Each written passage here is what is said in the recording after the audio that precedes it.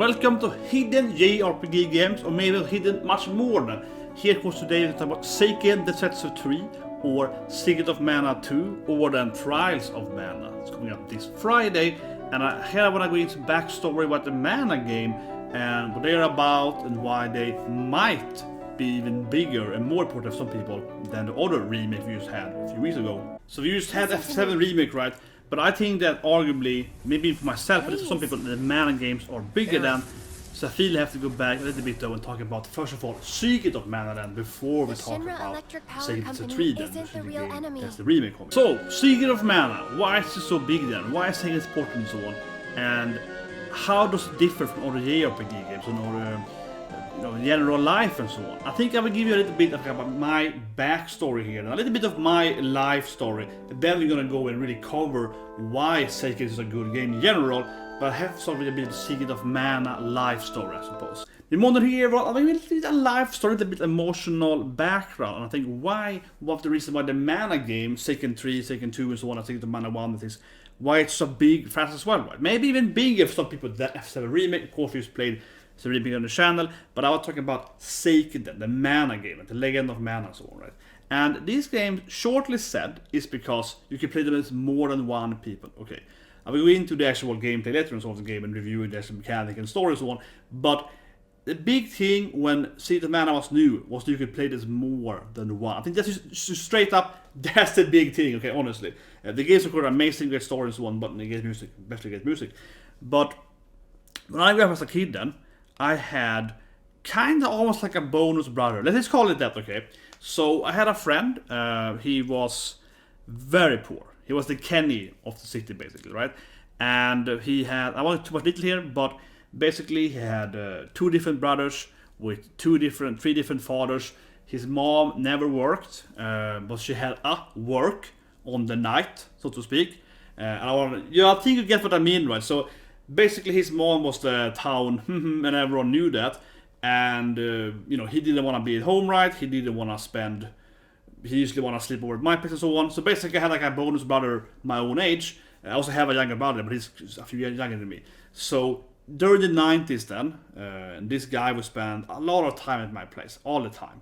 And as I mentioned, and so on, but yeah, and for the obvious reasons, he didn't want to go home and so on, right? Basically how it's my grandma is like, that's like my bonus grandson and so on, yeah. So that's kind of the background for it. But we play all these different games, right? He also likes the JRPG games, and for example, he was there when we played an FF8, so we would beat whole FF8 together, yeah. He would be at my place, he would basically live at my place, yeah, so we would play the whole FF8, FF9 together, for example, right? So Secret of Mana then was a big game, right? Because that was the only game that we could basically play the JRPG game together. Yeah, like that's the big thing, right? Secret of Mana was the JRPG game where we could, as best friends, like play the whole game from the beginning to the scratch, right? And I think that generally is the very, very big emotionally. I think a lot pass for the Mana or the Densetsu Seiken franchise then, right? Because maybe you had a sister, a brother, maybe a parent, right? Or a best friend or whatever, right? Which you actually could finally play one of these JRPG games together. Of course, today we have online multiplayer and all that stuff, right? But at this time, in the 90s and the late 90s then, early 2000s, we didn't really have much of those games, right? Eventually, we did get like Diablo 2, Diablo 2, playing at PC Tom and so on. But before that time, barely we had this kind of games for more than one player. And that was a big thing there, right? Because usually we would play FF9 at my house, and I would eat, he would play when I was eating, and then we swap because he usually got. We would swap while we were eating and so on, or stuff like that, right? And yeah, so but this was a game we could play together.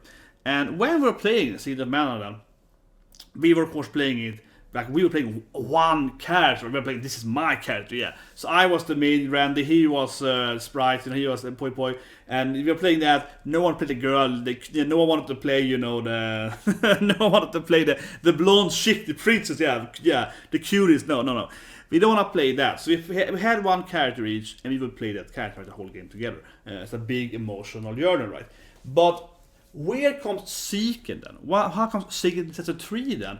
Is even more important. Let me explain why. So as I mentioned, when we were playing Seiken 2 then, Secret of Mana 1, we had sprite, we had random and so on, and we kind of had, okay, this is my character, and we played, this character, right? And we kind of felt in line with who we were playing and so on.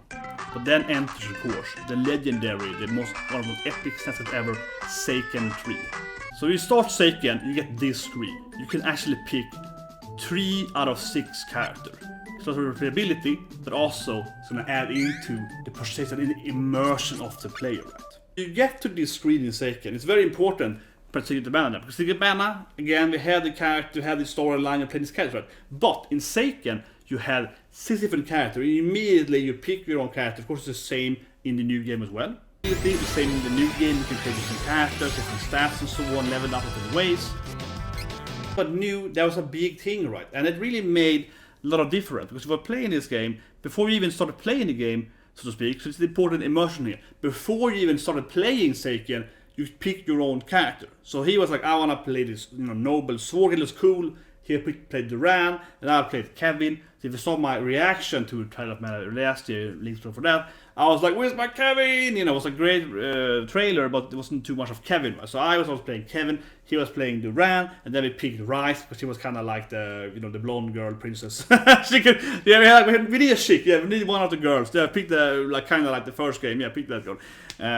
So it was very big when you got this game, because you were playing them much more immersed into your character. I was always playing my character. I was playing her character. We never played the third girl. It was the third wheel, but we were playing our character, right, and we were fighting in that game. And it was very, very, you really have that emotion of, when I think about this game still, I'm like, Kevin is my guy, right, and so on. So it was very important in that sense. And you have to also remember, when you're playing this game, if you haven't played the game, but compared to other games, it's actually kind of different, because while you have, for example, whatever, you're playing your class, you're playing your class character. But in this game, there is a storyline, there is a journey per character. Depending on who you pick in the game, you have a different end boss, and you have different, your general backstory and so on. So you kind of felt that, they killed my best friend Carl, and I want revenge and so on, right? So you have that kind of that journey, right? You emphasize more with your character. Oh, this is my journey, right? And this is my friend. We're having our bromance journey into the storyline, and revenge and saving our father, our friend, and so on. Yeah.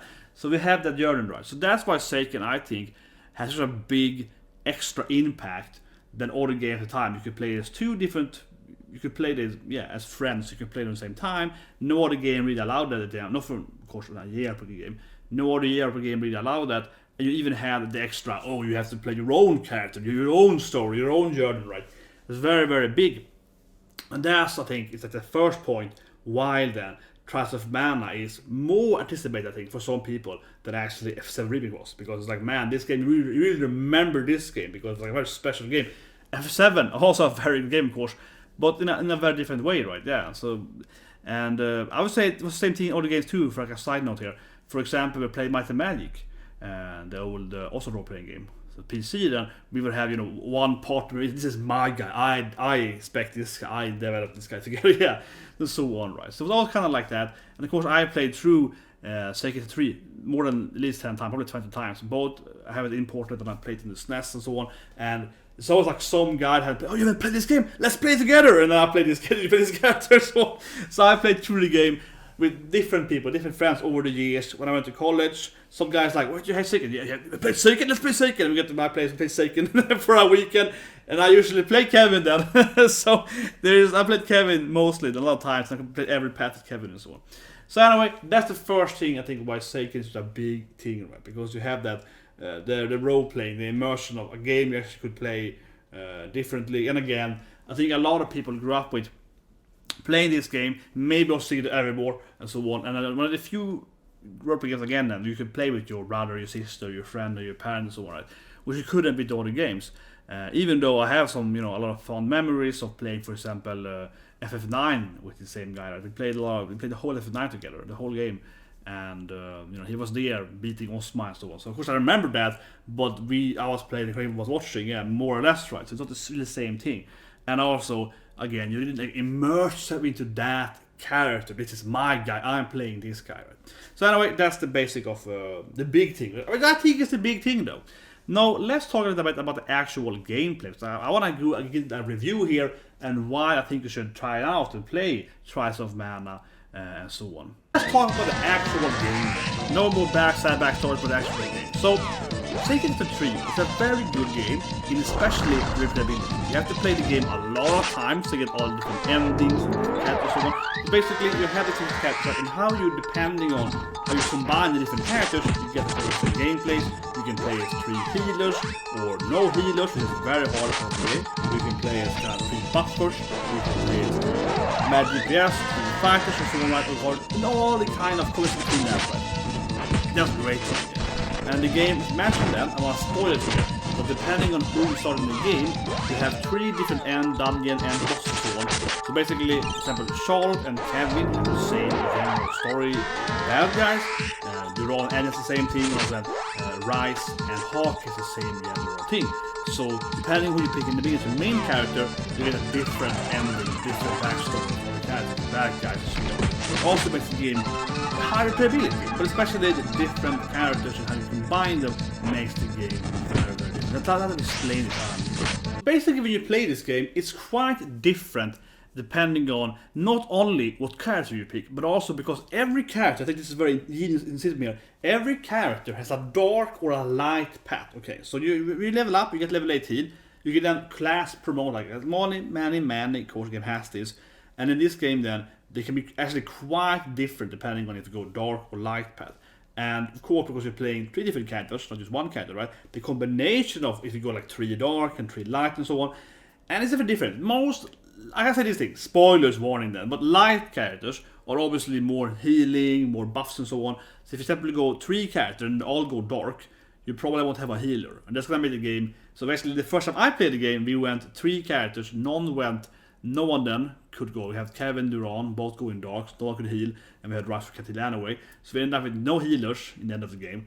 It actually makes you have to spam items all the time, and you have only the stocks and so on. Makes the game a little harder, but everyone hits pretty hard. But everyone punches hard, right? Yeah. Usually dark is more, damage oriented, right? Depending on the character and so on. And as mentioned then, if you go like Hawkeye and Charlotte, you can have a kind of like a buff orientation, which makes it very, very hard in the part of the game. But in the end of the game, when both of them can go so much buff and debuffs with Rice, and you have like a triple of this, you can easily kill any boss so easily because it's a perfect build for late game and so on. So they give you different, journeys and different ability. And having played this game many, many times, I think a big part of Seiken 3 is that depending on your team then, it's like, well, this boss is very, very hard with this team because, wow, you have like, oh my god. But this other boss is very, very easy because then you have this levels and combo and so on, right? So it's an interesting feeling, and you want to play the game at least 3 times to get the 3 different main bad guy journeys then. As I talked about, for example, then Kevin then, of course, my favorite character, he's a half, werewolf, half human, right? Smart is a human. And so, of course, his storyline is more focused on the beastmen, the werewolf people, where, of course, Charlotte also has that journey with that. So depending on who you play there, you're going to have the same, like the Dark Jester, Death Jester, the Dark Prince, and so on. That's going to be your main story. For example, if you play as Hawkeye, he's a ninja, so his people are, the ninja enemies, of course. Rice is Amazon fighting the ninjas, so you get kind of the same journey there. So you want to play again 3 times for that reason. And also then, because I guess, compared to all the JRPG games, for example, Final Fantasy, F8 or whatever, in those games you have more than one, more than your party. But you can always change that, because this game forced to play the whole game with everyone. That actually, I think, makes the game a little more, it's a little more hardcore, like you have to play the whole game again. But it definitely also makes you want to play the whole game again. But I think another strength of the game, as mentioned at the beginning of the game, you really have like, this is my hero journey, the backstory. And depending on who you play then, you actually have a different start right, for every character, different countries and so on, and how they meet.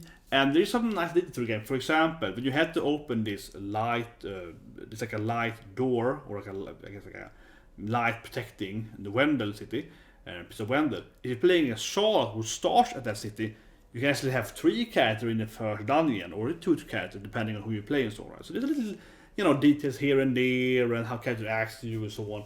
And of course, how different dialogues are different depending on what party members you have and so on, right? So basically, the replayability of the game is massive and huge. And also, as with most role-playing games, these kind of role-playing games, you also different stats, right? So even if you're playing like Dark Kevin, you can go Dark Kevin tank, or you can go Dark Kevin DPS, right? More strength or stamina. So you also even have that replayability, of course, how you spec the character and so forth, right? Of course, it's not a big deal, I would say, because the game, I would say this thing to the game's weakness, when you class up a character, the other stats you didn't level up get kind of heightened. So if you ignored intelligence for the first 70 levels, then when you level up to next class up, promotion class, it gives you like 10 intelligence.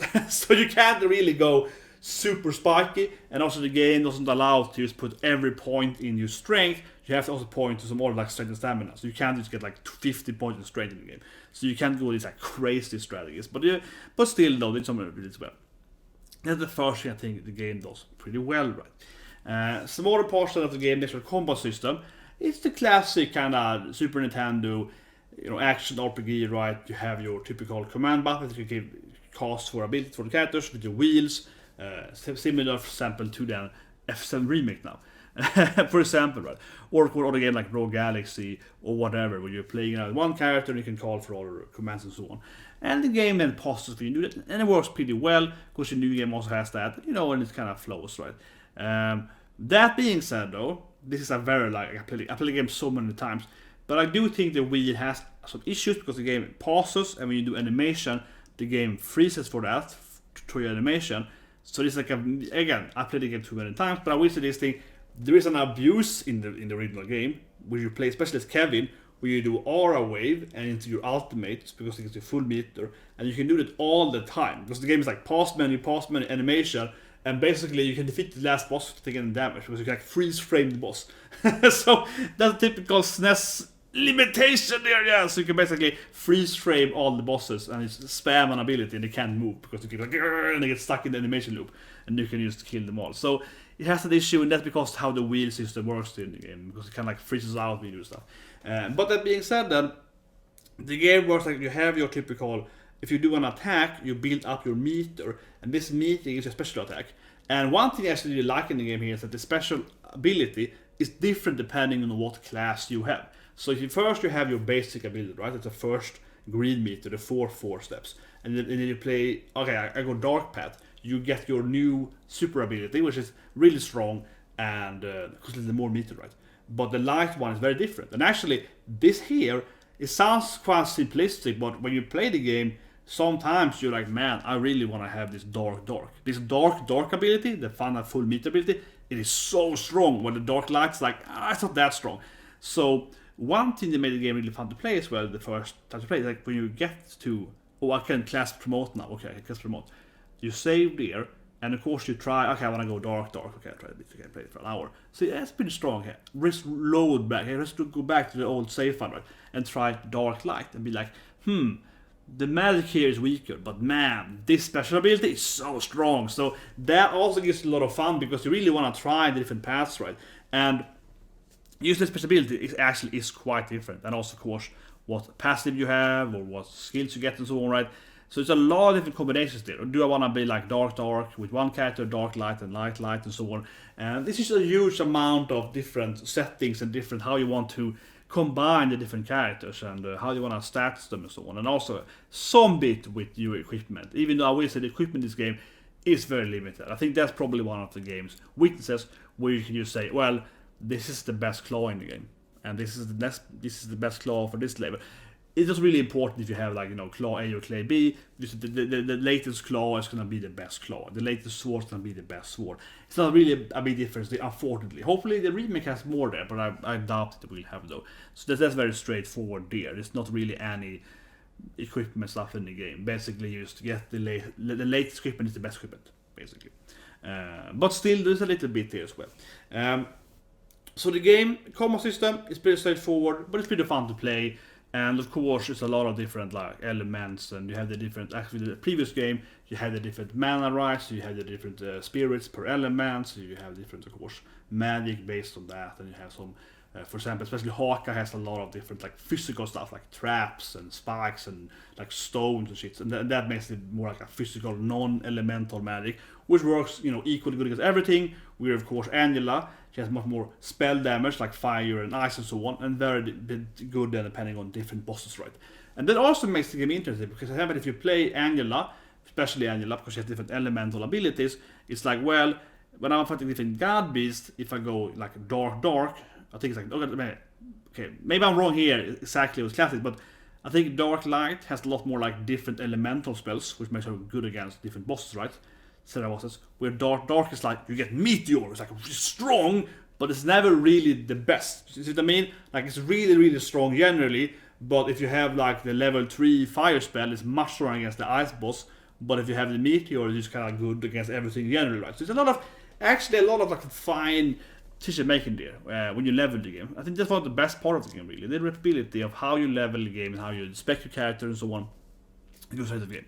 So that kind of combat system is pretty straightforward to play it, and then you do your different abilities, right? And depending on what you picked, that's probably the most thing. And I will say this thing then, for playing the game a lot, if you replay the second here, you kind of want to have this one character in light spec that can heal. It's like a big thing, because it makes it so much easier if some character can heal. And one thing the game does then is that if you go like light with like, I think it's like Kevin and Ron, you get a team heal, right? Which is huge. You get team heal, but if you go like light dark, you can only heal one character, and it's still good, but it's definitely and if you go charge, you can heal pretty easily. She's just the healer character, so she can also heal.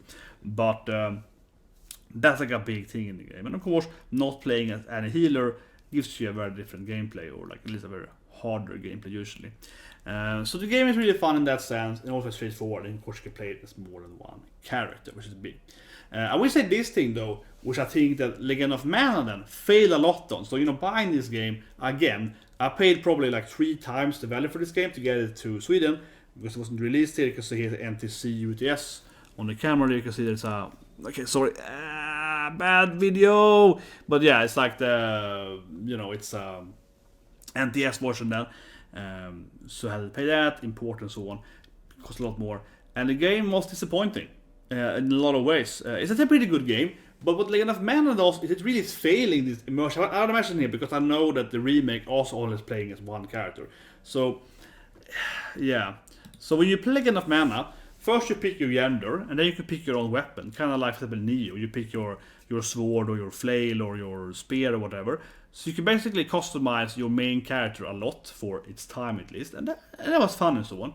But the problem is that the second player got nothing at all. So basically in Legend of Mana, you're playing as, again, you can see it on the image here, right? You're playing either as a man or a woman, yeah. You're playing the gender, and again your character is kind of you and so on, right? But if you see up here, for example, I know I'm lazy here, but you see up here, this is like the rabbit guy.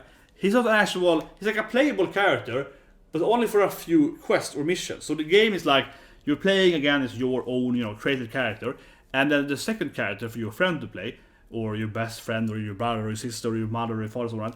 That character is just like, it's like 8 different side characters, and you can't have them in your party more than specific quest, and then you swap to the next character. So basically, my best friend's still playing with me, and he has to like pick a new, he has to force to play a new character for every second quest in the game. It's super strange to get a man. You really drop the whole friendship playing with your friend in that game.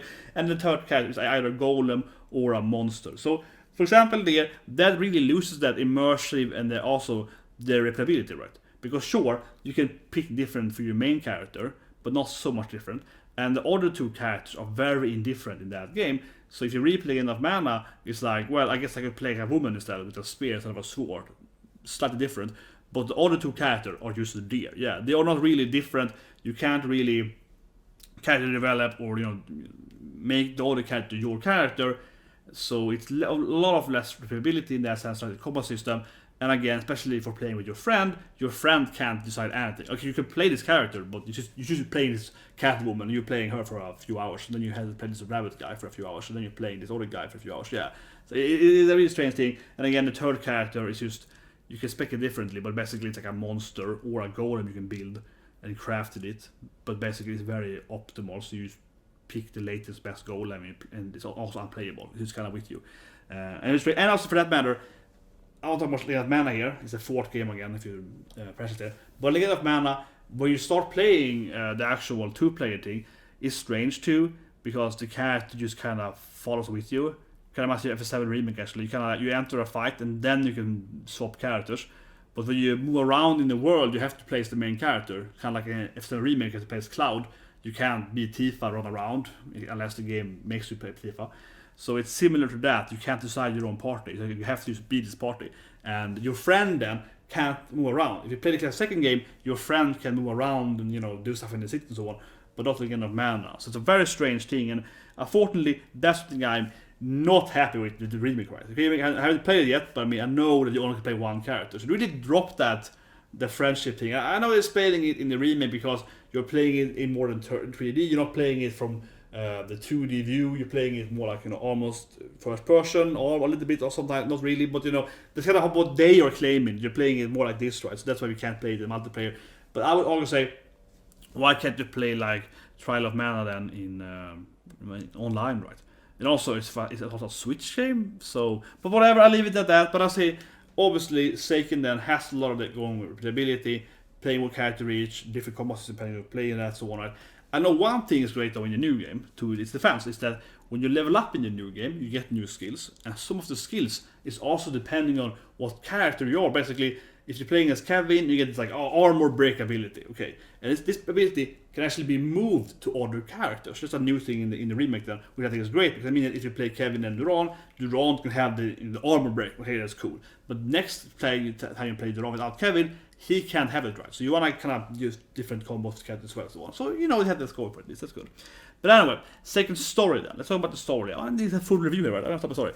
I want to spoil it too much here because I hope you check it out either the previous classic game, right, or maybe buy the new game. So the story, it's all about the mana, it's all about the mana trees dying and so on. Basically every damn story in the mana games. but depending on who you play, you have different goals how they fit in so much. As I mentioned, then you have the 3 different main bad guys, and I think it's really good. I think it's really nice written because the game really is nicely done. They have typical Squareenix evil emperor, the evil empire is coming here, conquering the world, so on. But this game has 3 different evil empires. Yeah, 3 different ones, all fighting each other as well, and you. And every character then has a different story and backstory of why they hate them. They killed my father, they killed my best friend, they killed my mother and so on. It's definitely the classic, JRPG kind of the manga and anime style where every character has a sad backstory, One Piece style. They're always like sad backstory. You killed my best friend. I wanted to mention so on, yeah. And you are always followed by these bad guys, right? And it's interesting too because if you play the game the first time you play the game, you don't really understand so much the other 2 empires. Okay, you know your empire, the evil ninjas, I know what they are, yeah. But you don't really get why are the beastmen evil. Yeah, you have to kind of play the other characters to understand why they're doing what they're doing, right? And really understand the backstory of the other bad guys. So you really have to play the game like 6 times to really get the full backstory. And depending on who you recruit them, those 2 characters, you get some of their backstory. So I can't see the image now. I can't get the general image. But then again, depending on if you play 2 characters from the same world, right? So that's really interesting. And again, then minor spoiler then, but the end story, the last boss, the last dungeon, the last part of the last 5+ hours of the game is very different depending on who you played as and as the main character, right? And this kind of fills out and further explains the bad guys and different bosses and so on. And also that of course means that, well, if you play this main character here for the ability with these 2 friends, it's not supposed to be super easy or super hard. It's like, oh shit, it's the dark boss and all my guys are dark and you have no holy magic. Oh, holy, this is gonna be hard. So that's different too, right? So the game does that, and it has a lot of good story. There's a lot of good some death scenes, some betrayal, some tragic events, right? It's very Squareenix. Just leave it that. It's very Squareenix. Everyone's evil, everyone's good. It's also twist in the journey, several twists and so on, right? I want to spoil it here, but I think the story is definitely good. It has the classic like JRPG stamp approval, I would say, right? Without going into too much spoilers. But again, obviously, someone's gonna betray you. Someone is not dead, and it's like, oh, this guy is this character, and it's a lot of like details and who you are, and also that depending on who you're playing as, there are different dialogues and so on. So the story I think is very strong, and you really have to play the game 3 times at least to get kind of the full story of the game, right? And not super important, but you get a little different so on. So that's great. The music is amazing. As I said, yeah, but the music is really, really good. When I look at the trailer for the old game, for the new game, my god, the remake music is there again, right? A little more refined, but it's really, really good. It's super catchy. has a sad music too and so on, but it's very, very catchy, I think, primarily. The Mana game has a very nice, like, it's very like high beating catchy music, great boss music, great fighting music. But I think especially this game really emphasizes the classic, SNES kind of game, where they have really good town music. Kind of like Wild Arms here, where they also have very good town music. I think that's one thing that the Mana game always had.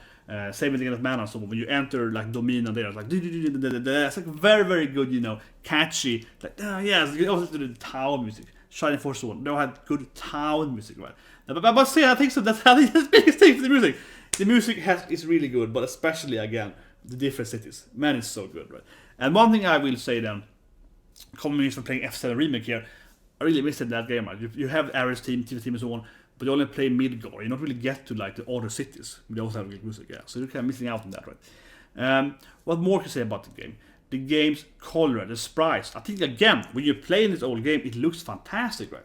I really think the game has, it kind of stays with me still replaying the game over and over again because it's fantastic. These old sprites really aged well, and the new game looks like it too. But it's like a special thing with old SNES games because they look fantastic when they still look great. How they're used in the different colors and so on. But it's like an old PlayStation game. It's just kind of ugly. It can look good sometimes, but it doesn't really have that. I say the colorful the sprites and so on. Very few of them has that, so I think that's a great thing if you want to replay this old game and really feel the old Seiken. I think it still keeps up to date thanks to that primarily. Another great thing in Seiken 3 is the team and the setup and the details. So for example, one thing that I like in the game, and I think that for example it's showing out Fire Emblem did great, whatever, is that you can read like every damn library book, right? You can so far you can basically learn so much about the game world and the enemies and so on, and the backstory, because it's a lot of like this happened 1,000 years ago and this element and so on, and you can read about the bosses that are coming, the god beasts, and most of the stuff in Seiken Densetsu 3 is there, right? It's like there in the storytelling. You can ignore it if you want to, but you can also kind of get the whole world by reading the books and so on. And I love that in the JRPG games. I love the JRPG games. We can go into like a library in the game and you just like read up about the world and the countries and the different wars and so on. It's a lot of that stuff, right? And it's different kind of the elves they hate humans and these people here and so on. And this all kind of combines, right? It's a lot of different people, the werewolves and the magicians and so on. And there's a lot of backstory. I think it's a great, vibrant world. And the game, if you just play the main story, you should get that, right? But the game also has a lot of details. And again, then depending on what character you play, you know more about the different worlds and so on. So if you replay the game once, you're like, okay, now I better understand the wizard world because I'm playing Angela now. Yeah, so, but even without doing that, you just be able to enter a library and read all the books. I liked it in the game, okay? So I like the team, I like how the world building is, I like the general map of the game and so on, and how everything kind of combines. And I think a strength in the game is because you don't have the typical one evil empire. You have 3 evil empires. And more also good empires, right? And there's a lot of backstory and history between the different wars and they have.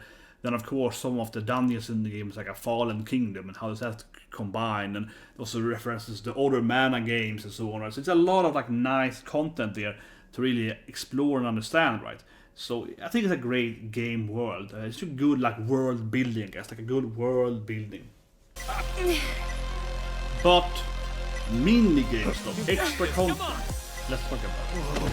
So I would say that though is the negative part of Seiken Densetsu 3 though. And maybe that's gonna be fixed in the remake, but I doubt it. The game has almost no extra content. Of course it's driven by, again, its replayability, right? The game is all about replayability, play the game again. But for a JRPG, maybe not so much for its time, that the 60s, but still though. JRPGs, right? Again, I keep saying it in all my videos with JRPGs. They're very famous for the mini games, right? The super bosses, the extra content, the Blitzball, the Chocobo Racing, offense, and so on, right? The chef, Iron Chef in Suikoden, the trading and so on in other game, etc., right? The monster battle in Rogue Galaxy, you name it. There's a lot of extra stuff, right? And also bosses and so on.